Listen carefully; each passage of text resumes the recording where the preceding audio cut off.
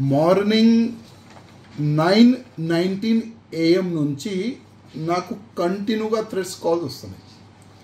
అదేవిధంగా దీంట్లో కొన్ని కాంటాక్ట్ నెంబర్, ప్రైవేట్ నెంబర్ కూడా వస్తున్నాయి. ఇంకొక వాట్సాప్ కాల్ వచ్చింది, మళ్ళీ వాట్సాప్లో వాయిస్ మెసేజ్ థ్రెడ్ కూడా అయినా చేస్తుండు ఫోన్లు చేసి.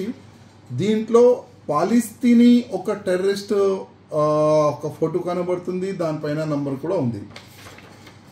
ఇది చేస్తాం, అది చేస్తాం, ధర్మం పట్ల నువ్వు అసలు పని చేయకూడదు, నువ్వు బంద్ చేసుకో, కన్వర్ట్ అయిపో నువ్వు, లేకపోతే నీకు నీ ఫ్యామిలీకి చంపేస్తాం. ఆ విధంగా ప్రతి ఫోన్ నుంచి అదే థ్రెడ్స్ కాల్స్, బెదిరింపు కాల్స్, అదే మాటలు మాట్లాడుతున్నారు. నేనేం చేసిన అంటే, నీ ఎన్ని నంబర్ ఉన్నాయిరా అని నా అడిగిండు. నేను చెప్పినా నాకు ఇంకొక నంబర్ కూడా ఉందిరా భయ్ అని చెప్పిన. గూగుల్లో సెర్చ్ చేసి తెలంగాణ ముఖ్యమంత్రి గారు రేవంత్ రెడ్డి గారు నంబర్ ఈయనకి ఇచ్చేసిన. నంబర్ ఎందుకు ఇచ్చిన అంటే, అప్పుడు మన ఎక్స్ ముఖ్యమంత్రి గారు కేసీఆర్ గారు ఉండే, అప్పుడు కూడా చాలా వరకు కంప్లైంట్స్ నేను ఇచ్చిన. ఒక్క వ్యక్తికి అరెస్ట్ చేయలేదు, ఎంక్వైరీ కూడా చేయలేదు. అసలు ఒక ఎమ్మెల్యేకి థ్రెడ్స్ కాల్స్ ఎక్కడి నుంచి వస్తున్నాయని.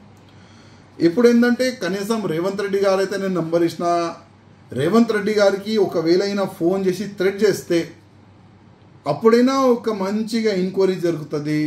అప్పుడైనా ఈయన అసలు ఏ కంట్రీ వాడు ఉన్నాడు, ఈయనకి సంబంధించి ఈయన చెప్తుండు భారతదేశంలో మా మొత్తం స్లీపర్ సెల్స్ ఉన్నారు, అది ఉంది, ఇది ఉంది, నీ తెలంగాణలోని హైదరాబాద్లో చాలా వరకు మా వ్యక్తులు ఉన్నారు, ఎప్పుడైనా ఏదైనా చేయొచ్చు అని కూడా ఆయన చెప్తుండు. అప్పుడైనా రేవంత్ రెడ్డి గారికి నా మెసేజ్ కానీ ఫోన్ చేస్తే అప్పుడైనా ఒక్క ఎంక్వైరీ జరుగుతుందని రేవంత్ రెడ్డి గారు కూడా నంబర్ ఇచ్చేసిన, జస్ట్ ఎంక్వైరీ గురించి. అంటే ఒక ముఖ్యమంత్రి అంటే ఒక ఎమ్మెల్యేకి థ్రెట్స్ కాల్ వస్తే ఏం పట్టించుకుంటలే కదా పోలీసు వాళ్ళు. ఒక ముఖ్యమంత్రికి థ్రెట్ కాల్ వస్తే ఏదైనా పట్టించుకుంటారు, ఎంక్వైరీ చేస్తారని ఆ ఉద్దేశంతోనే మా ముఖ్యమంత్రి గారు కూడా నంబరు ఈయనకి వేసిన. చూద్దాం ముందు ఏమవుతుంది.